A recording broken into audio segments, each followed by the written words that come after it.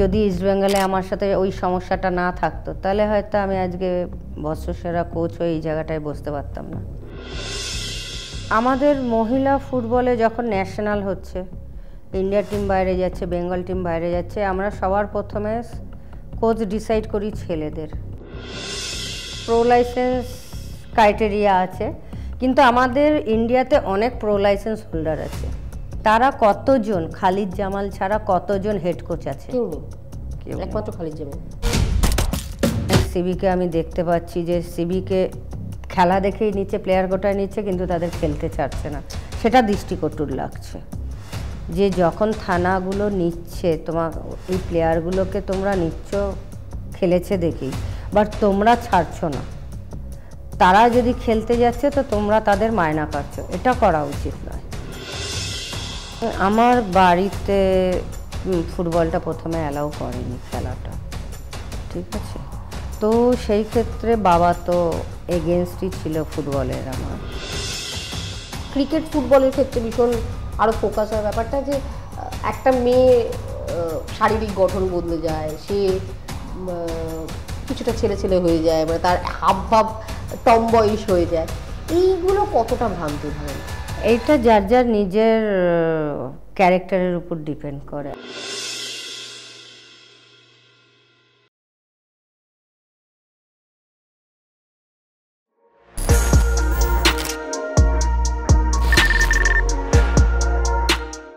আজকে আমাদের পডকাস্টের অতিথি যিনি, তিনি খেলোয়াড় জীবনে তো নিঃসন্দেহে বিখ্যাত এবং পরিচিত মুখ, একই সঙ্গে এই মুহূর্তে আরও একটা সাফল্য তার মুকুটে আরও একটা পালক যোগ করেছে, এবং একই সঙ্গে তিনি বাংলাকে আরও একবার গর্বিত করেছেন দেশের ফুটবলের মঞ্চে।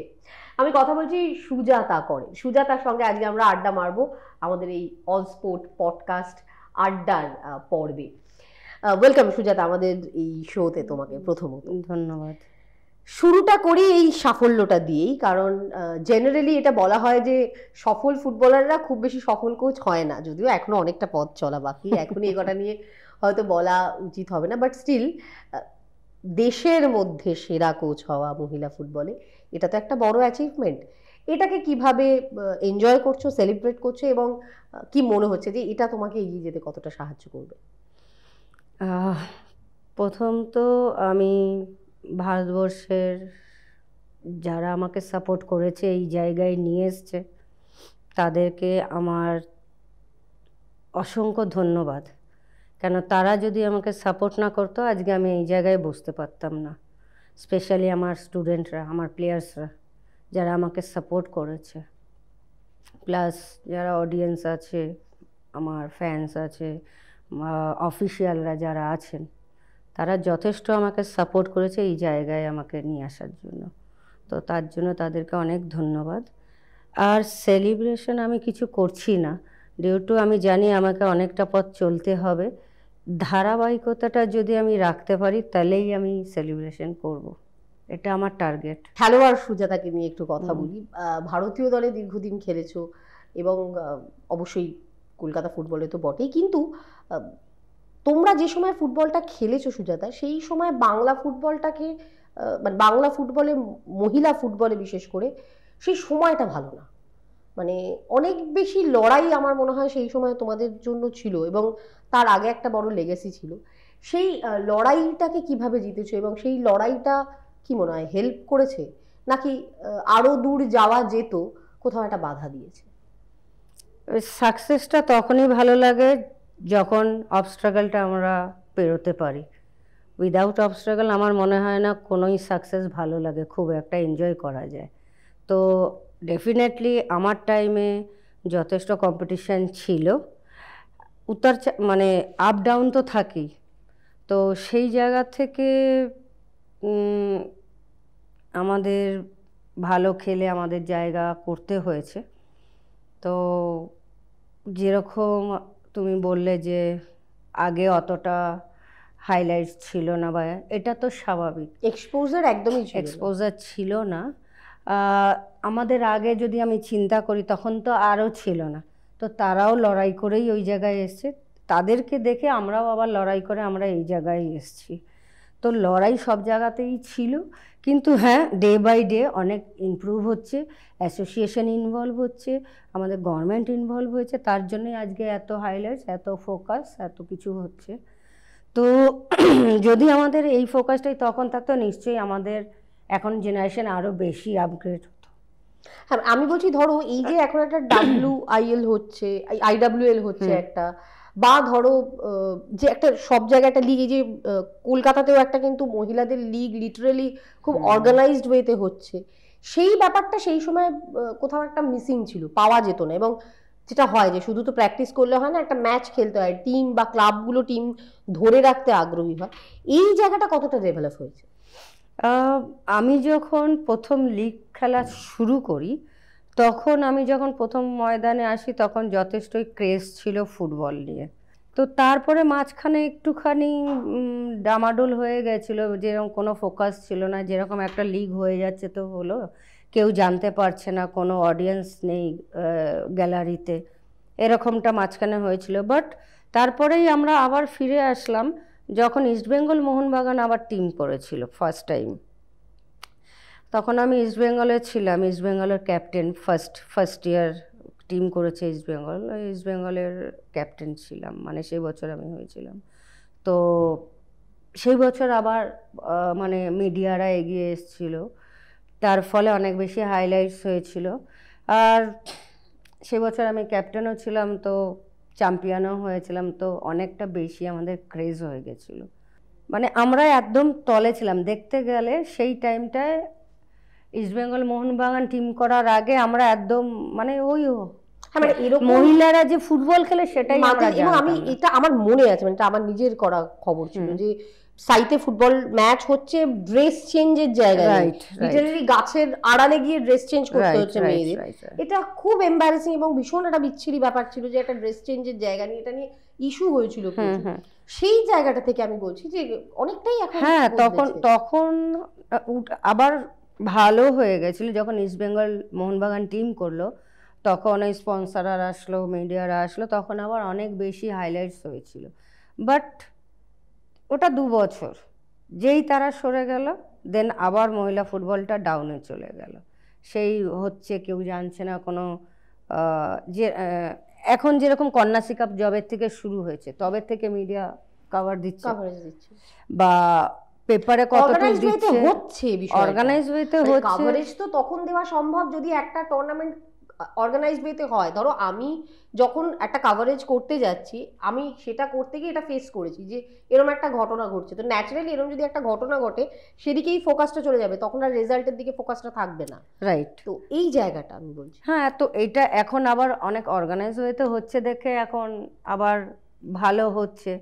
বাট আমার একটা সাজেশন, মানে আমি বলবো যদি এটা আমাদের অ্যাসোসিয়েশন করে, শুধু সেকেন্ড ডিভিশন ফার্স্ট ডিভিশন মহিলাদের লিগ করলেই হবে না, এই জায়গাটাকে আরও ডেভেলপ করতে হবে।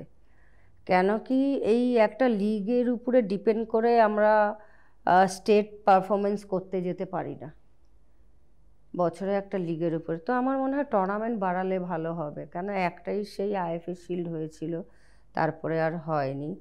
তো আমার মনে হয় এইরকম টাইপের টুর্নামেন্ট যদি বাড়ানো হয় তাহলে কি হবে না, আমাদের মেয়েগুলো খেলার সুযোগ পাবে। এই আরও একটা কথা বলি, যদি খেলা বাড়ে কি হবে, আমরা সবাই ছেলেদের বলো বা মেয়েদের বলো, আমরা সবাই উংলি তুলছি রেফারির দিকে, রেফারি ভালো নয়, ওরাও তো মানুষ, ওরা যদি সুযোগ না পায়, খেলানোর সুযোগ না পায়, তাহলে তো ওরা ভুল করবেই। মানে বলছো রেফারিরাও এনাফ সুযোগ পায় না যে তারা প্র্যাকটিসের মধ্যে থাকবে? না, পাচ্ছে না, পেলে তাহলে আমরা এত বলতে পারি না, তো তারাও পাচ্ছে না। তার জন্য কি হচ্ছে, কোথাও না কোথাও আমাদের হয়তো অর্গানাইজ ওয়েতে হচ্ছে, বা এখন হয়তো রেফারিদের একটা সংগঠন করে যে মেয়েদের ট্রেনিং দিচ্ছে, ছেলেদের করছে নতুন, কিন্তু এরা তখনই সাকসেস হবে যখন তারা ম্যাচ খেলাবে, সেই জিনিসটা আরো বেশি অর্গানাইজ হবে, তাই না? মানে এন্টায়ার ইন্ডাস্ট্রিটা বুস্ট হবে। এক্স্যাক্টলি। তো সেটা হলে আরো ভালো হবে, কারণ যারা লার্নার আছে তারা যদি 3rd ডিভিশন খেলায়, 4th ডিভিশন খেলায়, 5th ডিভিশন খেলায়, ইউথ লিগ খেলায় বা নার্সারি লিগ খেলায়, কিন্তু এত ফুটবলার, মানে ধরো যদি এতগুলো ডিভিশনে ক্লাবগুলোকে আনা হয়, সত্যি কি এত মহিলা ফুটবলার অ্যাভেলেবেল পাওয়া সম্ভব? কেন পাওয়া কলকাতায় সম্ভব না? যদি টিম করবে তাইলে হবে। আমরা যখন খেলতাম শুধু একটাই ডিভিশন হতো, রাইট? তারপরে এখন সেকেন্ড ডিভিশন হচ্ছে, তো চলছে তো টিম। তো সেটাই সেকেন্ড ডিভিশন না করে এবার ইউথ লিগ করে দিক, মেয়েদের আন্ডার 16 করে দিক। আমার আন্ডার 16 যখনই হবে দেখবে তোমার আন্ডার 19-এ প্লেয়ার পেতে কোয়ান্টিটি যখনই বাড়বে তোমার কোয়ালিটি বেরোবে। কোয়ান্টিটি না বাড়লে কিন্তু তোমার কোয়ালিটি বেরোবে না। এটা আমার একদম ওপিনিয়ন, ঠিক আছে? আমি শুধু কোয়ালিটির দিকে ছুটবো। কোয়ালিটি কত? এই একটা ধরো আন্ডার 17, সুলঞ্জনাকে কতজন চিনত? রিম্পা মৌসুমীকে কতজন চিনত না তো। তারা তো প্রথমে রিম্পা মৌসুমী আমাদের কলকাতা পুলিশে যখন আমি ছিলাম তখন আন্ডার 17 খেলে তারপর ওরা সাদার্নে গেলাম, তারপরে আমি ইস্ট বেঙ্গলে গেলাম। তো তখন ওরা তো ওই একটা দুটো তিনটে বার করে না করলে তো আর তোমার কোয়ালিটি বেরোবে না। কোয়ালিটি বার করতে গেলে তোমার গ্রাসরুট মানে নার্সারি লিগ করো, তারপরে একটা ইউথ লিগ করো, তারপর সেকেন্ড ডিভিশন, ফার্স্ট ডিভিশন, ঠিক আছে? এনাফ, মেয়েদের জন্য এনাফ এটা। সুজিতা, আমি এই প্রসঙ্গে যেহেতু কথা হচ্ছে মেয়েদের জন্য, ইনফ্যাক্ট যেহেতু আমরা ইন্ডাস্ট্রি নিয়েও কথা বললাম, সমস্ত খেলাতেই আমরা দেখেছি যে একটু জেন্ডার বায়াসনেসের ব্যাপার রয়েছে, বিশেষ করে আমাদের মতো দেশে। কিন্তু তোমার কি কোথাও মনে হয় যে এই যে তফাৎটা ছেলেদের এবং মেয়েদের মধ্যে ফুটবলে একটু বেশি, মানে ফুটবলে একটা ছেলেদের টিম বা ছেলেদের ক্লাবে যতটা এমফাসাইজ করা হয় বা যতটা সেটা নিয়ে প্রচার হয় বা তার পেছনে যতটা ক্লাবগুলো খরচ করে, সেটা কি মহিলা টিমগুলোর সাথে কম্পেয়ার করা যায়, নাকি এটার মধ্যে একটা বড় ডিফারেন্স রয়েছে? আছে, আমি বলবো এখনও আছে সেই ডিফারেন্সটা। আমি আমার লাইফ দিয়ে বলতে পারি যে আমাদের মহিলা ফুটবলে যখন ন্যাশনাল হচ্ছে, ইন্ডিয়া টিম বাইরে যাচ্ছে, বেঙ্গল টিম বাইরে যাচ্ছে, আমরা সবার প্রথমে কোচ ডিসাইড করি ছেলেদের, রাইট? কিন্তু কোনো আমি দেখি না অল ওভার ইন্ডিয়াতে কোনো ছেলেদের টিমে মেয়েদের কোচ দিয়েছে। কেন দেবে না? কেন দেবে না? আচ্ছা, এ লাইসেন্স বা প্রো লাইসেন্স করা মহিলা কোচ কতজন আছে? এক্ষেত্রে কিন্তু এটাও একটা প্রশ্ন উঠবে। যারা বেঙ্গল টিমের চান্স পাচ্ছে ছেলেরা, তারা কি প্রো লাইসেন্স করে পাচ্ছে? আচ্ছা, পাচ্ছে। মানে তুমি বলছো, আমি তোমার কথায় আসছি, তুমি বলছো আমি তোমার কথায় আসছি। ক্লাব বলেও না, ক্লাবেও যারা ট্রেনিং করাচ্ছে তারা কি এ লাইসেন্স করেছে, বি লাইসেন্স করেছে, সি লাইসেন্স করেছে? A license, B license, C license সেটা ম্যাটার করে না। ম্যাটার করে কোয়ালিটি, ম্যাটার করে টেকনিক। একটা বাচ্চা যখন গ্রাসরুট ঠিক হবে, যখন আমার বাচ্চার যদি বেসিক ঠিক হয়, তার রিডিং পড়তে অসুবিধা হবে না। এখনও যদি আমাকে আই লিগে আমাকে বেসিক শেখাতে হয়, মেয়েদের বলতে হয়, দ্যাট মিনস ওর বেসিক খারাপ। তো যারা গ্রাসরুটে কাজ করবে আমার মনে হয় তাদের টেকনিক্যালি সাউন্ড হওয়া উচিত। এবার আসছি তোমার কথায় যে তারা প্রো লাইসেন্স, তুমি বললে প্রো লাইসেন্স, এ লাইসেন্স, তো বেঙ্গল টিমে যারা যাচ্ছে তারা কি প্রো লাইসেন্স? তারা যদি বলা হয় তাদের এক্সপিরিয়েন্স বেশি আছে, আমি মেনে নিলাম এক্সপিরিয়েন্স আছে, বাট সেই পার্সনটি যখন ছেলেদের টিমে কোচিং করাচ্ছে, সে কি কোচিং করিয়েছে? তার টিমের রেজাল্ট কি আছে যে তাকে মেয়েদের টিমে দেওয়া হচ্ছে মেয়েদের ইমপ্রুভ করার জন্য, রাইট? আমার পয়েন্টটা বোঝো আমি কি বলছি? বুঝতে পারছি, মানে অপেক্ষাকৃত দুর্বল মানে মহিলা টিমে দিয়ে দাও, এরকম একটা ভাবনা বলছো তো?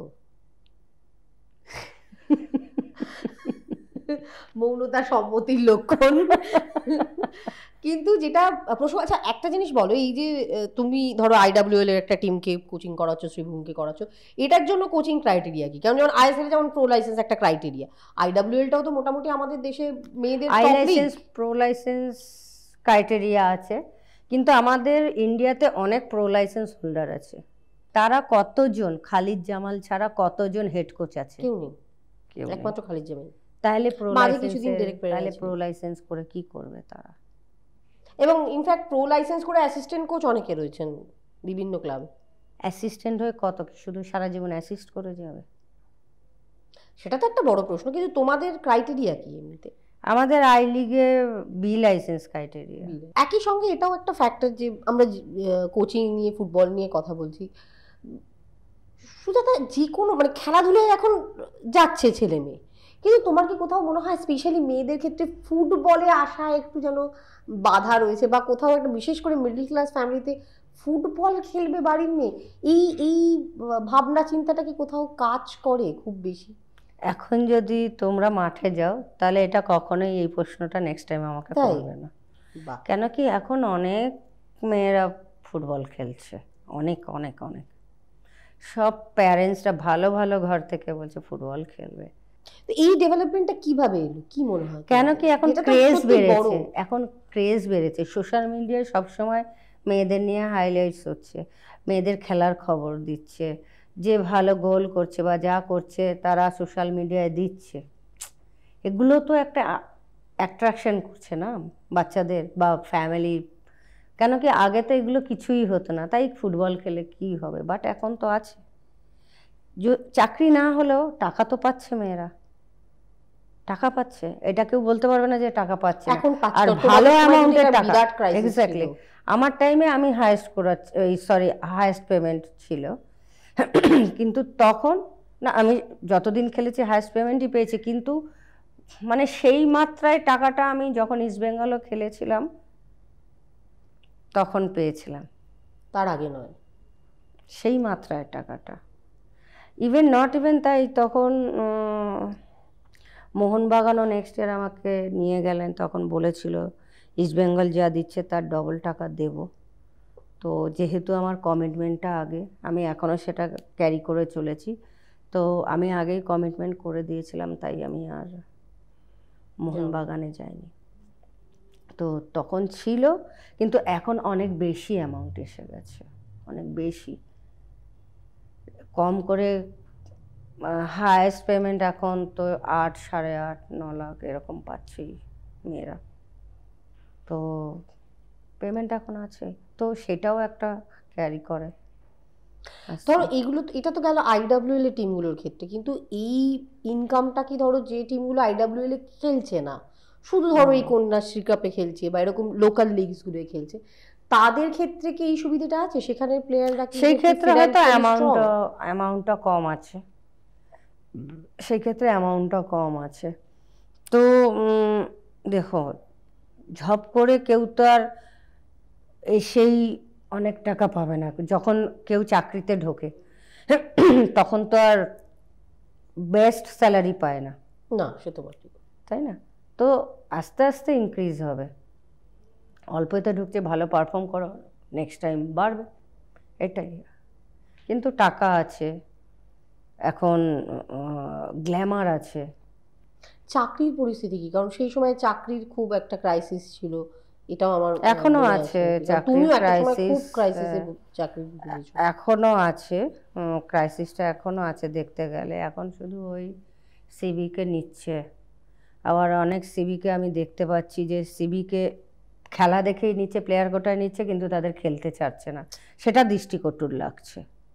যে যখন থানাগুলো নিচ্ছে, তোমার এই প্লেয়ারগুলোকে তোমরা নিচ্ছ খেলেছে দেখেই, বাট তোমরা ছাড়ছো না, তারা যদি খেলতে যাচ্ছে তো তোমরা তাদের মায়না কাটছো, এটা করা উচিত নয়। খেলার জন্য যখন নিয়েছো, খেলার জন্য ছাড়ো। তোমার থানা যখন পার্টিসিপেট করবে তখন মেয়েরা নিশ্চয়ই গিয়ে খেলবে, কিন্তু বাকি টাইমে যদি তারা কোনো ক্লাবে খেলে তাহলে তোমাদের আপত্তি কোথায়? কেন কি এই যা সিবিকে মায়না পায় তাতে সবার সংসার চলে না। তারা যদি খেলে দুটো পয়সা পায়, বা খেলে কারোর পয়সার ন্যাক নাও থাকতে পারে, তা কারোর খেলার ন্যাক আছে, গ্ল্যামার আছে, ফুটবলার হবে বলে ফুটবলটা খেলছে, এক্স্যাক্টলি। তো তাতে প্রবলেম কোথায়? আমার মনে হয় এটা ওনাদেরও বোঝা উচিত যে প্লেয়ারগুলোকে আটকে রেখে লাভ নেই, ছেড়ে দিক, তারা যেখানে মন চায় সেখানে খেলুক, যেহেতু খেলার জন্যই তো আপনারা নিচ্ছেন। অবশ্যই, মানে তার তো ওটাই স্পেশালি খেলার কোটা। এক্স্যাক্টলি। এটা কি শুধু ফুটবলে না, অন্যান্য খেলাতেও এই সমস্যাটা আছে? আমি ফুটবলটা নিয়েই বলতে পারবো, যেটা আমি ফেস করছি আমি সেটা বলতে পারবো। অনেকবার করে ফোন করানো, ক্লাব থেকে ফোন করা সত্ত্বেও সেই মেয়েদের ছাড়া হচ্ছে না। কিন্তু এটা তো আর ক্লাব ইয়ে করে ওদের চাকরিটা দেয়নি, এটা তো আমাদের মাননীয় মুখ্যমন্ত্রী ম্যাডাম অর্ডার হয়েছে দেখেই তো এটা নেওয়া হচ্ছে, সিভিক ভলেন্টিয়ারে যে প্লেয়ারগুলো চাকরি পেয়েছে। তো আমার মনে হয় এটা থানা থেকে না ছেড়ে এটা ভুল করছে, প্লেয়ারদের ছাড়া উচিত। হ্যাঁ, মানে চাকরি পেয়ে তাহলে তার কেরিয়ার শেষ হয়ে যাবে। আমরা বরং প্লেয়ারদের দায়ী করি যে চাকরি পেয়ে খেলা ছেড়ে দিল, সেটা তো যারা খেলতে চাইছে তাদের ছাড়া উচিত আমার মনে হয়। খেলা শেষ হবে আবার গিয়ে জয়েন করবে, আপনাদের থানার খেলা থাকলে খেলুক না, অসুবিধা তো নেই। সুজাতা, তুমি যখন শুরু করেছিলে আমার যতটুকু মনে আছে মানে লড়াইটা বেশ কিছুটা কঠিন ছিল। তো কোনো স্মৃতি বা কোনো কিছু মুহূর্ত বলতে পারো মানে যেখান থেকে তুমি ডিসাইড করেছিলে যে এই ফুটবলটা আমার ওয়ে আউট হতে পারে, মানে আমাকে অক্সিজেন দিতে পারে বা আমার পরিস্থিতি বদলে দিতে পারে, এরকম কোনো ইনসিডেন্ট? অ্যাকচুয়াল আমার বাড়িতে ফুটবলটা প্রথমে অ্যালাউ করেনি খেলাটা, ঠিক আছে। তো সেই ক্ষেত্রে বাবা তো এগেনস্টই ছিল ফুটবলের আমার। তো তখন আমি জিদ করেই ফুটবল মাঠে নামে, কিন্তু আমার মা সবসময় আমাকে সাপোর্ট করে গেছে, ঠিক আছে। তো আমি যখন জিদ করে নেমেই গেছি, তো বাবা কিন্তু তখন প্রথমটা বলেছিল মানে বাধা দিচ্ছিল, বাট যখন দেখলো মেয়ে নেমে গেছে তখন আর বাধা দেয়নি, সব জায়গায় সাপোর্ট করেছে, যেখানে যেতে চেয়েছি নিয়ে গেছে, করেছে, সাপোর্ট করে গেছে। তো সেটা একটা টাইম ছিল, বাবা তখন মানে যখন উনি সাপোর্ট করা শুরু করলো তার আগে উনি আমাকে শর্ত দিয়েছিলেন যে তুমি যদি 1 বছরের মধ্যে ইমপ্রুভ করতে পারো, সেটা তুমি ক্লাবে খেলো, মানে বেঙ্গল টিমে পার্টিসিপেট করো, ইন্ডিয়া টিমে পার্টিসিপেট করো, আমাদের কিন্তু ইমপ্রুভ করতে হবে 1 বছর, তাহলেই তুমি কন্টিনিউ করবে, আদারওয়াইজ আমি যেটা বলবো সেটা করবে। আমাকে দিয়েছিল, তো আমি করেছি। আমি তখন বয়স কত তখন তোমার? অনেক ছোটই ছিলাম তখন, দেখতে গেলে 15+ এরকম কিছু ছিল, অনেক ছোটবেলা থেকেই। বাট তখন থেকে একটা প্রেশার ছিল যে ভালো কিছু না করলে খেলাটা চলে যাবে হাত থেকে। হ্যাঁ, অ্যাকচুয়াল আমার পাড়াতে সবাই ফুটবল প্লেয়ার, আর সবাই মোটামুটি সুপার ডিভিশন, ফার্স্ট ডিভিশন এরকম খেলছে। আর তখন তো সুপার ডিভিশন, ফার্স্ট ডিভিশনের অনেক নাম যারা খেলছে। তো সেই কাকুদের সাথেই আমি প্র্যাকটিস করতাম, মানে খেলতাম, মাঠ থেকে এসেই চলে যেতাম খেলতে, তো এরকম ছিলাম। তো সেইখান থেকে মানে ফুটবলটাই আমার ন্যাক ছিল। তো বাবা চাইতেন আমি অ্যাথলেট হই, আচ্ছা, কিন্তু আমার ওই শুধু মন ওই দিকে চলে যেত, ফুটবলের দিকে। তো আমার পাড়ার কাকুরাও অনেক হেল্প করেছে আমাকে এই জায়গায় আসার জন্য। আমি একটু তিক্ত প্রসঙ্গ একটা আনবো, সেটা হচ্ছে যে একটা না অদ্ভুত ধারণা আছে এখনো, যদিও তুমি বললে অনেক ডেভেলপ করেছে, অনেক মিডল ক্লাস ফ্যামিলি থেকে ফুটবলার আসছে, মহিলা ফুটবলার, যে ফুটবল খেললে স্পেশালি খেলার ক্ষেত্রেই অনেকটা রয়েছে, কিন্তু ক্রিকেট ফুটবলের ক্ষেত্রে ভীষণ আরো ফোকাস হয় ব্যাপারটা, যে একটা মেয়ে শারীরিক গঠন বদলে যায়, সে কিছুটা ছেলে ছেলে হয়ে যায়, মানে তার হাবভাব টমবয়িশ হয়ে যায়। এইগুলো কতটা ভ্রান্ত ধারণা? এটা ভ্রান্ত ধারণা তো নিঃসন্দেহে, এবং কতটা সেটা আমাদের বলার থেকে আমার মনে হয় তোমার বলা ভালো। তোমার কি মনে হয় এটা কতটা ভ্রান্ত ধারণা? এইটা যার যার নিজের ক্যারেক্টারের উপর ডিপেন্ড করে। আমি যদি মনে করি আমি নিজেকে এইভাবে তৈরি করব, তো এটা প্রবলেম নেই তো কারোর। আমাকে দেখতে হবে আমি মাঠে পারফর্ম করছি কি নেই, আমি টমবয় হই বা গার্ল হই। আমি তো গার্ল, এটা তো কেউ অস্বীকার করতে পারবে না, আমি মেয়ে তো কেউ। এবার আমি যদি আমার বিহেভিয়ারে আমি টম বয়ের মতন বিহেভ করি, বাট ওই টম বয়ের মতোই মাঠে খেলছি কি না, তাহলে কোনো প্রশ্ন নেই। যদি সেই পারফরমেন্স তুমি দিতে না পারো তাহলে কিন্তু সবাই প্রশ্ন করবে। বাট এটা কি হয় আদৌ যে ফুটবল খেলছে বলেই কারুর অ্যাটিটিউড, চলা ফেরা বদলে যেতে পারে, তার এই মানে বা কোনো হরমোনাল চেঞ্জ, এগুলো কি হয় আদৌ? এটা তো সব ইভেন্টেই কারোর না কারোর মধ্যে থাকে, যারা খেলছে না তাদের মধ্যে এই চেঞ্জেসটা আসছে কি করে? যারা খেলছে না, যারা কোনো ইভেন্টে নেই, পাড়ায় দেখতে পাও না যে আছে ডিফারেন্স? কোনো কোনো মেয়ে এরকমই টমবয়ের মতন বিহেভ করছে বা কোনো ছেলে মেয়েদের মতন বিহেভ করছে, আছে তো। তো ওইটা যার যার নিজের উপরে, এটা প্লেয়ার হলেই যে হতে হবে তার তো কোনো মানে নেই। খেলার সঙ্গে এর কোনো সম্পর্ক খেলার সাথে কোনো, এটা যার যার নিজস্ব নেচার। নেচার, আর তো সেরকম কিছু নেই। এটা তো ভ্রান্ত ধারণা, আমি সেটাই বললাম, এই যে ধারণাটা যে ফুটবল খেললে এরকম একটা হতে পারে, সেটা তো ভুল ডেফিনেট। না না, আমি এটা বিশ্বাস করি না, এটা যার যার নিজের উপরে ডিপেন্ড করছে। খেলতে হবে, ভালো খেলতে হবে। এবার আমি যদি মনে করি আমার খেলতে গেলে আমার চুলটা আমার প্রবলেম আসছে, কেন সবসময় ঘামাচ্ছি, এটার জন্য আমার শারীরিক অসুস্থতা আছে, যেমন ঠান্ডা লেগে যাচ্ছে, আমি তো কেটে ফেললাম, দ্যাট মিনস এটা নয় কি যে আমি নেচারটাই চেঞ্জ করে ফেললাম, তাই না? খেলার সুবিধার্থে, ওরকম কিছু নেই। ফুটবল খেলতে গেলে আমরা তো মেয়ে, তাহলে আমরা হাফ প্যান্ট পরবো কেন? খেলার সুবিধার্থে, তাই নাকি? তো ওইটা আমি ভাবি না ওইসব নিয়ে। না, তুমি তো নয়, আমি বলছি সোসাইটি, কারণ আমি দেখেছি মানে হ্যারাস হতে বা কি বলবো মানে উল্টোপাল্টা কথা বলতে, কমেন্ট পাস করতে, এগুলো কিছু লোক তো থাকেই, তুমি তো সবার কাছে ভালো থাকতে পারবে না, তুমি সবার কাছে ভালো থাকতে পারবে না। কেন বলছি, কেন তুমি আমার কাছে ভালো ওর কাছে খারাপ, কেন ওর ওটা ভালো লাগছে না তাই তুমি ওর কাছে খারাপ, আমার কাছে ভালো লাগছে তাই তুমি আমার কাছে ভালো। তো ওটা তো যার যার নজরের উপরে নির্ভর করে, যারা বলার তারা বলবে, যারা বোঝার তারা বুঝবে, যারা বুঝবে তারা বলবে না, যারা বুঝবে তারা বলবে না।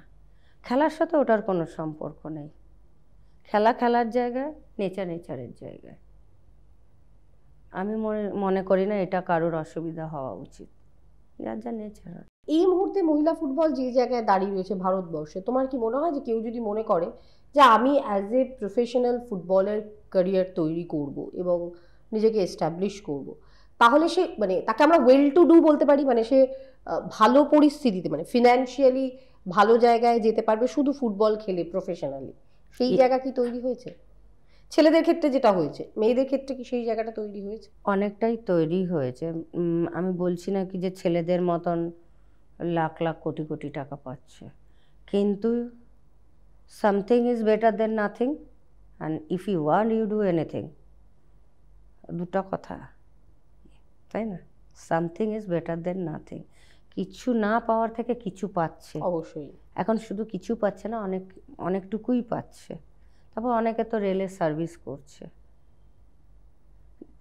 যারা সার্ভিস করছে না তারা ভালো অ্যামাউন্ট পাচ্ছে, যেটা আমরা ভাবিনি কখনো কি যে এই জায়গায় আসবে, তো পাচ্ছে। তো সেই ক্ষেত্রে আমি যদি মনে করি যে আমি ওই পেমেন্টটা আমি পেতে পারি, তার জন্য আমাকে কি করতে হবে, কিভাবে নিজেকে রাখবো, সেটা নিজের উপরে ডিপেন্ড করে। তো আমি মনে করছি আমি নিজেকে প্রফেশনাল হয়ে তো ওই জায়গায় দাঁড়া করবো, আমি করতেই পারি। আমাকে হার্ডওয়ার্ক করতে হবে, প্র্যাকটিস করতে হবে, আমাকে ডিটারমাইন্ড হতে হবে, ইয়েস আমি ওখানে যেতে পারি বা আই হ্যাভ টু ডু। তোমার তো নিজের অনেকগুলো অ্যাচিভমেন্ট রয়েছে, তার মধ্যে কোনটা তোমার কাছে সব থেকে প্রিয় বা সব থেকে বেশি তুমি যেটাকে র্যালিশ করো? অ্যাকচুয়ালি প্রথম যখন আমি ইন্ডিয়া টিমে চান্স পাই, তো তখন তো সবাই টপ প্লেয়ার ছিল, সেইখানে আমি মোস্ট জুনিয়র ছিলাম, আমি ভাবতেই পারিনি যে আমি ইন্ডিয়া টিমে যাব বা আমি চান্স পাবো বা ফার্স্ট 11-এ চান্স পাবো, এটা আমি কখনোই ভাবতেই পারিনি। কিন্তু ভেতরে একটা জ্বালা ছিল আমার। তো ফার্স্ট ইন্ডিয়া টিমের সাথে যাওয়া, জার্মানে গিয়েছিলাম আমরা প্র্যাকটিস ম্যাচ খেলতে, তো ফার্স্ট ম্যাচে আমি চান্স পাইনি, আমি সাবস্টিটিউট বেঞ্চে বসে আছি। তো ওই যে জ্বালাটা ছিল আমি খুব ফিল করেছি, আমি স্টিল মরার আগ পর্যন্ত ওই জ্বালাটা আমি ভুলবো না, কি বেঞ্চে বসে থাকার জ্বালাটা কি। ফার্স্ট হাফ পর্যন্ত আমার টিম 4 গোলে হারছিল জার্মান ক্লাব টিমের সাথে, তারপরে আমাকে সেকেন্ড হাফে নামায় কোচ, তো আমি 2 গোল দিই। ওই যে আমি ঢুকেছি, আমি যত বছর খেলেছি আমি ফার্স্ট 11 খেলেছি, তো ওইটা আমার জন্য অনেক বেশি, যে ওই বসাটা যদি আমি না বসতাম আমার ভেতরে জ্বালা আসতো না, যার জ্বালা না আসলে আমি এই জায়গায় আজকে বসতে পারতাম না। ওটা আমি ভুলবো না কোনো দিনও, ওটা আমার কাছে বেস্ট। এই ডিটারমিনেশনটা আনার জন্য কি লাগে, মানে সুজাতা কর হতে গেলে ঠিক কোন কোন জায়গায় এমফাসাইজ করতে হবে? টেকনিকের বাইরে বলছি আমি, টেকনিক স্কিল সে তো যে যার নিজে। সব থেকে বড় জিনিস যেটা, সেটা আমি মনে করি এইটাকে, এটা কি কোনটা বলছো, বুদ্ধি না কপাল? বুদ্ধিও না কপালও না, মানে আমাকে স্ট্রং হতে হবে, ডিটারমিনেশনটা থাকতে হবে। আমি একটাই ভাবি যে আমি পারবো, এটা কেন পারবো না, চেষ্টা করি না, ট্রাই করি, এন্ড পর্যন্ত চেষ্টা করি।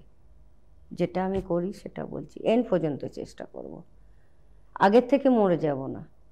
চেষ্টা করি না, শিখতে বাধা নেই, শিখতে বাধা নেই। নিশ্চয়ই। আর সব থেকে বড় কথা কি, আমি ফুটবল লাইনে যখন আসি আমার টার্গেট নিয়েই আসি। টার্গেট ছাড়া কিন্তু আমি ওই হাফও যেতে পারবো না। আমার কাছে যদি একটা রাস্তা না থাকে, আমার ডেস্টিনেশন না থাকে, আমি ওখানে কতটুকু পৌঁছাবো? আমি তো পৌঁছাতেই পারবো না। তাহলে তো ডেস্টিনেশন থাকলে অ্যাটলিস্ট আমি হাফ রাস্তা পর্যন্ত পৌঁছাতেই পারবো, এটা আমি মনে করি। অ্যান্ড তার জন্য যেটা করণীয় ছিল বা করার দরকার সেটা আমি করি, স্টিল এখনও করি।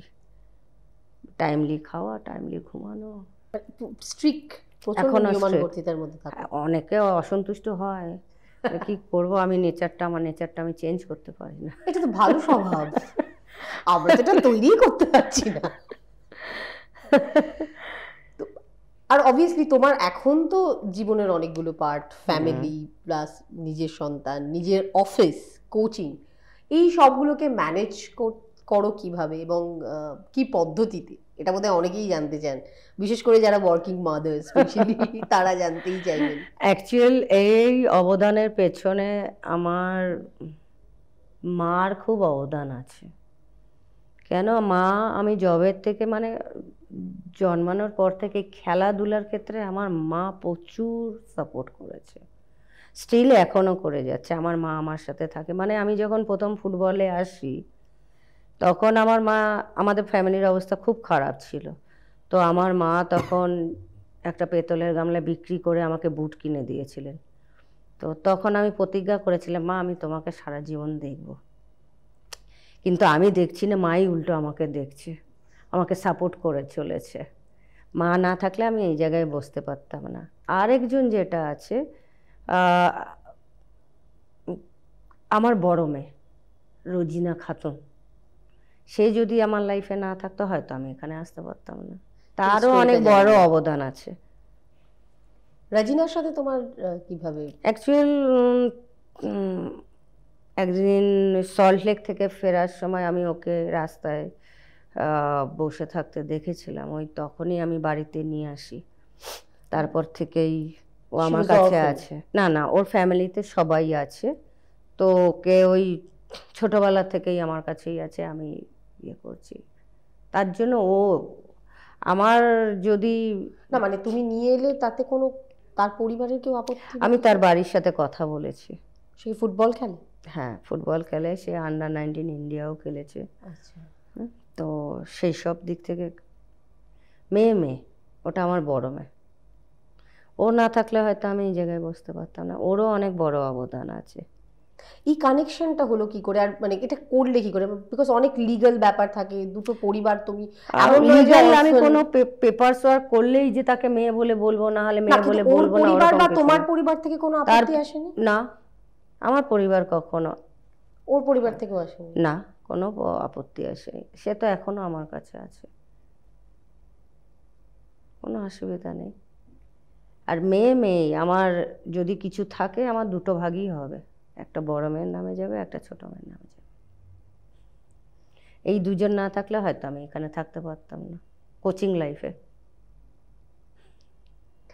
তোমার ছোট মেয়ে কি করছে? খেলাধুলো করছে? ছোট মেয়ে আমার জিমন্যাস্টিকে খুব ন্যাক, আমি এখনো দিইনি তাকে, কিন্তু সুইমিংয়ে দিয়ে দিয়েছি। সুইমিংটা শিখছে, এই সাদ্দান অ্যাভিনিউতে শিখছে, মানে খেলাধুলোর মধ্যে আছে। যেটা যে প্রশ্নটা থেকে এলাম, যে ম্যানেজ করো কি করে? মানে মায়ের তো একটা সাহায্য রয়েছে বললে, আর টাইম দাও কি করে? কারণ তোমার তো অনেকগুলো টাইমটা, হ্যাঁ টাইমটা আমি যখনই পাই সুযোগ, তখনই ট্রাই করি ফ্যামিলিকে দেওয়ার। আমি যখন বাড়িতে ঢুকে যাই আমি আর বাড়ি ছেড়ে, আজকে আমার এখানেও মানে আসবো কি আসবো না ভালো করে চিন্তা করে তারপর তোমার এখানে এসেছি, কেন এইটুকুনি টাইম আমি চাই আমার ফ্যামিলিকে দিতে। তো সেটা আমার কাছে বড়। কেউ কোথাও ডাকলেও আমি যাই না, আমি বলি না আমি যাব না, আমি ঘরে যাব। আর ঘরে ঢোকা মানে আমি আর বেরোবো না, ও কেউ বার করতে পারবে না।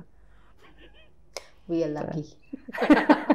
এটা সত্যি কথা। আমি কোনো রিলেটিভের বাড়িতে বা কোথাও যাই না, আমার বাপের বাড়িতেও যাই না, যাদবপুরে, সেটাও আমার যাই না। ওই যতটুকু পারি বা মানে ফ্যামিলিকেই টাইম দিই। এবার যখন যদি মেয়ের, এখন মেয়ে স্কুলে পড়ছে, আগে তো মেয়েকে নিয়ে নিয়েই সব জায়গায় যেতাম, মা মেয়েকে নিয়েই যেতাম। রোজিকে অতটা পারতাম না, কিন্তু যখন ওর ছুটি ছাটা থাকতো তখন ওকেও নিয়ে যেতাম। তো সেইখানে যখন ভ্যাকেশনে পড়ে গেল তখন তো, যেমন লাস্ট ইয়ার যখন আমরা IWL2 খেলছিলাম, আমি আমার 2 মেয়েকে মাকে নিয়েই গিয়েছিলাম। আচ্ছা, এভাবে টাইম দিয়ে যতটুকু পারি ওইভাবে দিই আমি। মানে ওরা, তুমি যখন মানে কোচিং করাও যেখানে থাকো সেখানে থাকো? হ্যাঁ, এবার যখন আমার মেয়ে স্কুলের ওপর depend করে। ধরমতলা লরেটোতে পড়ে, তো আমি যখন প্র্যাকটিসে যাচ্ছি সল্টলেকে, আমি কি করি, ধরমতলায় নামিয়ে মানে স্কুলে নামিয়ে দিয়ে ওখান দিয়ে চলে যাই মাঠে। আচ্ছা, এবার বড় মেয়ে গিয়ে নিয়ে আসে, এটাই এরকমভাবেই সব প্ল্যান করা। প্ল্যানিং করছি। প্ল্যানিং অ্যাকচুয়াল দেখো, কোচ মানেই প্ল্যান, রাইট, একদম। উইদাউট প্ল্যানিং কিছু হবে না। তো আমাদের লাইফটাও তাই, উইদাউট প্ল্যানিং তুমি কিছু করতে পারবে না, প্ল্যানিং করে করে সমস্ত কিছু ক্যালকুলেট করে করতে হবে। ফুটবলার লাইফ না কোচিং লাইফ, মানে দুটো তুমি দুটোই করেছো এবং দুটোই সাকসেসফুল এখনো পর্যন্ত। তোমাকে বলা যেতে পারে একজন সাকসেসফুল কোচ, ফুটবলার নিয়ে তো কোনো কোয়েশ্চেনই নেই। এনজয় কোনটা বেশি করেছো বা করছো বলা যেতে পারে? দুটোই এনজয়ের জায়গা। কোচিং লাইফ ওটা আলাদা এনজয়মেন্ট, প্লেয়িং ক্যারিয়ার ওটা আলাদা, ওটা টোটালটাই নিজের উপরে। প্লেয়িং ক্যারিয়ার টোটালটাই নিজের উপরে। কোচিং লাইফটা কিন্তু এনজয়টা প্লেয়ারদের নিয়ে এনজয়মেন্ট কোচিংয়ে, এটাই অনেক বেশি ম্যানেজ করতে লাগে। আর এটাই নিজেকে যেইভাবে আমি স্টাবলিশ করবো বা এনজয় করবো, আর যেটা আমি করতাম, আমি স্টিল এখনও এনজয় করি। হয়তো মাঠে বকছি, বাচ্চাদের বকছি, বকতে লাগে, কখন কখন বকতে লাগে, আমি বকি, কিন্তু দ্যাট মিনস এটা নয় কি যে আমি ভালোবাসি না। একটু তারপরে বকে ঠকে নিয়ে আবার হাসি মজা করলাম, একটু মস্তি করে নিলাম, আবার ওকে। কোচিংটাও একটা এনজয়মেন্ট, ওরা দুটো দুই রকম, আর দুটোই খুব ইন্টারেস্টিং জায়গা, যে যেরকমভাবে নিতে পারবে। সুজাতা, তুমি তো ইস্ট বেঙ্গলের কোচ হিসেবেও একটা সাফল্য ছিল তোমার, কিন্তু একটু তিক্ততা, একটু সরে যাওয়া, বলা যাবে কি ঘটেছিল বা কি সমস্যা হয়েছিল? সমস্যা তো থাকেই, সমস্যা না থাকলে, যদি ইস্ট বেঙ্গলে আমার সাথে ওই সমস্যাটা না থাকতো তাহলে হয়তো আমি আজকে বর্ষসেরা কোচ হয়ে এই জায়গাটায় বসতে পারতাম না, তাই না? তো ধন্যবাদ ইস্ট বেঙ্গলকে, যার জন্য আমি এখানে আজকে বসতে পেরেছি, আমার মধ্যে সেই জিতটা আনতে পেরেছি, সেই টার্গেটটা আনতে পেরেছি দেখে। কারণটা কি? কারণটা কিছু মনোমালিন্য অফিসিয়ালদের মধ্যে আমার সাথে হয়েছিল, তার জন্যই আমি রেজিগনেশন দিয়েছিলাম।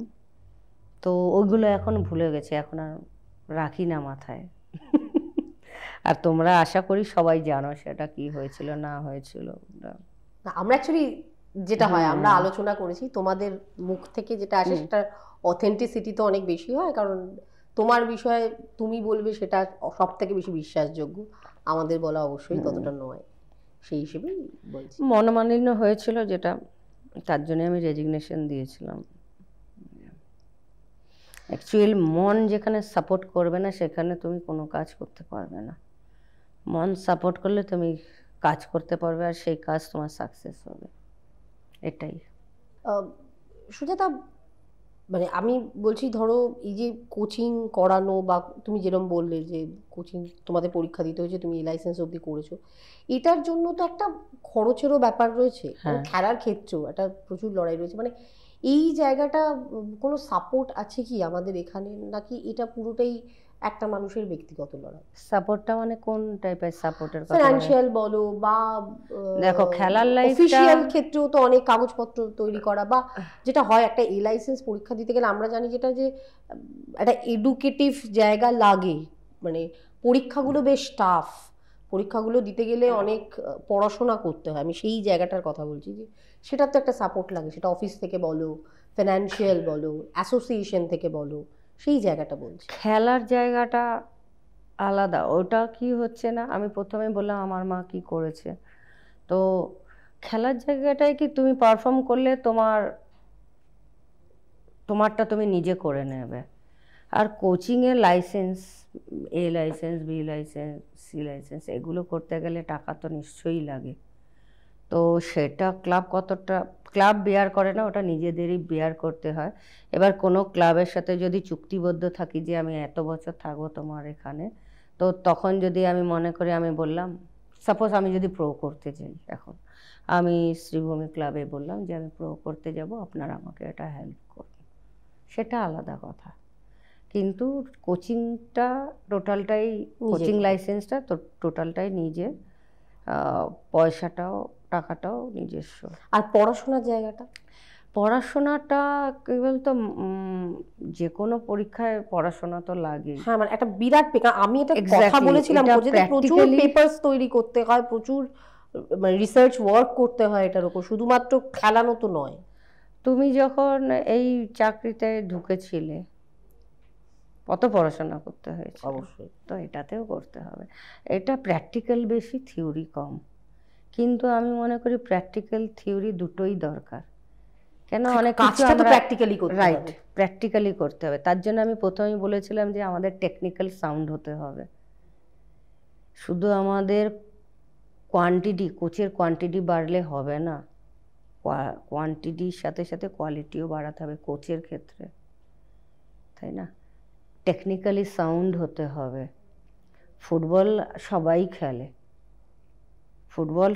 খেলে, লাথি মারলেই ফুটবল খেলা হয় না, তাই না? নিশ্চয়ই। তো সেই ক্ষেত্রে টেকনিক্যালি সাউন্ড হতে হবে। তো প্র্যাকটিক্যালটা খুব মেন। কেন, এক একটা সিচুয়েশনের উপরে, এক একটা ইয়ের উপরে তুমি কোন প্লেয়ারকে খেলাবে, কোন প্লেয়ারকে তুলবে, এই টিমের সাথে কি করবে, কখন কাকে ইনপুট করবে, কখন কাকে আউট করবে, এগুলো সমস্তটুকুই ডিপেন্ড করে, তাই না? তো সেই ক্ষেত্রে প্র্যাকটিক্যালটা, ওটা অনেক টাকার খরচা।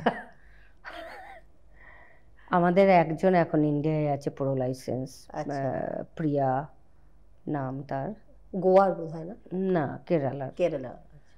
সে এখন ইন্ডিয়া টিমের অ্যাসিস্ট্যান্ট কোচ, ক্রিসপেন ছেত্রীর সাথে আছে, একজনই আছে। যে বললাম প্রো করি বা করি, আমি না, যে কেউ করুক, যদি অ্যাসিস্ট্যান্টই হতে হয় সেটা খারাপ লাগে। প্রসপেক্টটা কোথায়? আমি যে করব প্রো, লাভ কি আছে?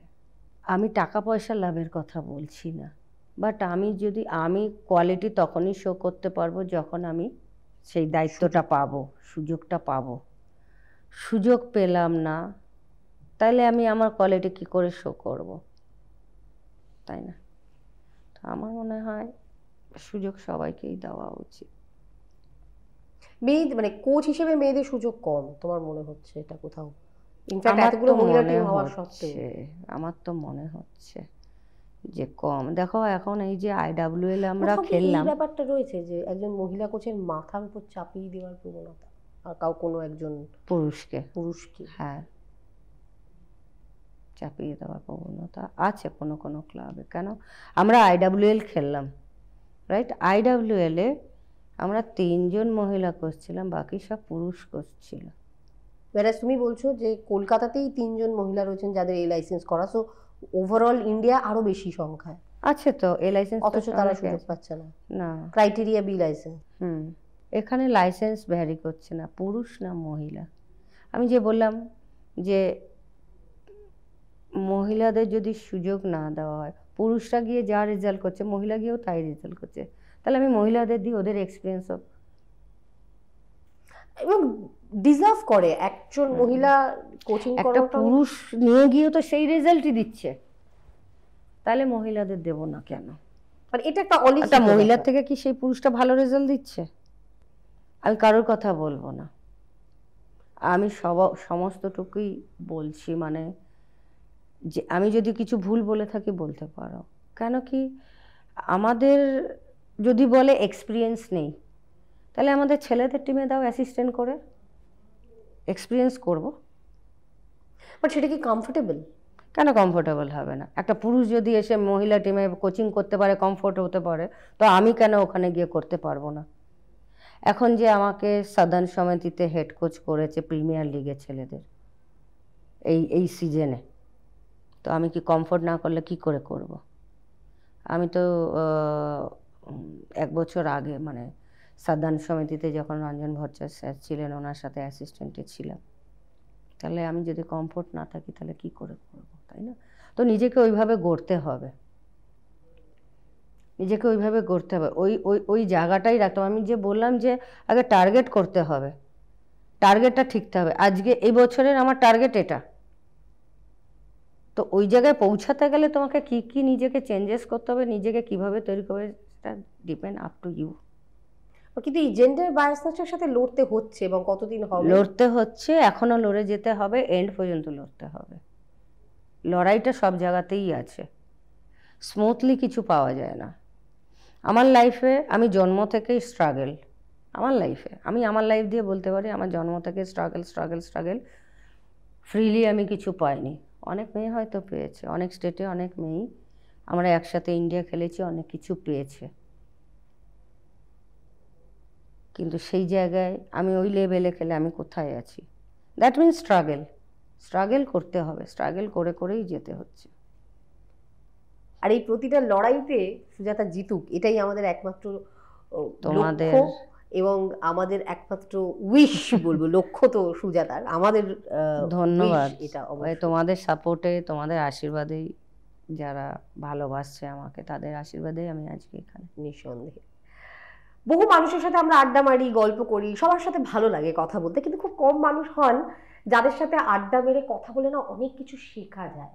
আমি নিজে অন্তত ব্যক্তিগতভাবে বলতে পারি, আজ এই জায়গায় সুজাতার সঙ্গে এই আড্ডাটা মারার পর অনেক কিছু শিখলাম। প্রথম যেটা শিখলাম যে জীবনে লক্ষ্য স্থির করাটা যতটা দরকার ঠিক ততটাই দরকার সেই লক্ষ্যে পৌঁছানোর জন্য লড়াই করা, অনন্ত লড়াই করা। আর সেইটা বোধহয় আমার মনে হয় প্রত্যেকটা মানুষের জীবনে একটা বড় শিক্ষা। আরও অনেক কিছু শেখার আছে। আমি আজকে মানে কথা বলে এনরিচ হলাম বলা যেতে পারে, অনেক কিছু শিখলাম এবং অত্যন্ত ভালো লাগলো। থ্যাংক ইউ সুজাতা আমাদের সঙ্গে এই আড্ডাটা মারার জন্য। কারণ আমার মনে হয় যে আমাদের যে দর্শকরা এই পডকাস্টটা দেখবেন শেষ অবধি, তারাও ডেফিনেটলি অনেক কিছু শিখবেন, অনেক কিছু জানবেন। এই আড্ডাটা অনেক কিছু দেবে প্রত্যেককে ব্যক্তিগত জীবনে, যারা ফুটবলার তাদেরকেও, যারা ফুটবলার নন তাদেরকেও। আপাতত বিদায় নেব, আজকের আড্ডার ঝুলি এখানেই গোটাবো। যদি ভালো লেগে থাকে তাহলে লাইক করুন, শেয়ার করুন আমাদের এই পডকাস্টটাকে, এবং অবশ্যই কমেন্ট করে জানান আপনাদের মতামত, এবং ভালো লেগে থাকলে সাবস্ক্রাইব করুন আমাদের চ্যানেল অজপুর টিভিকে।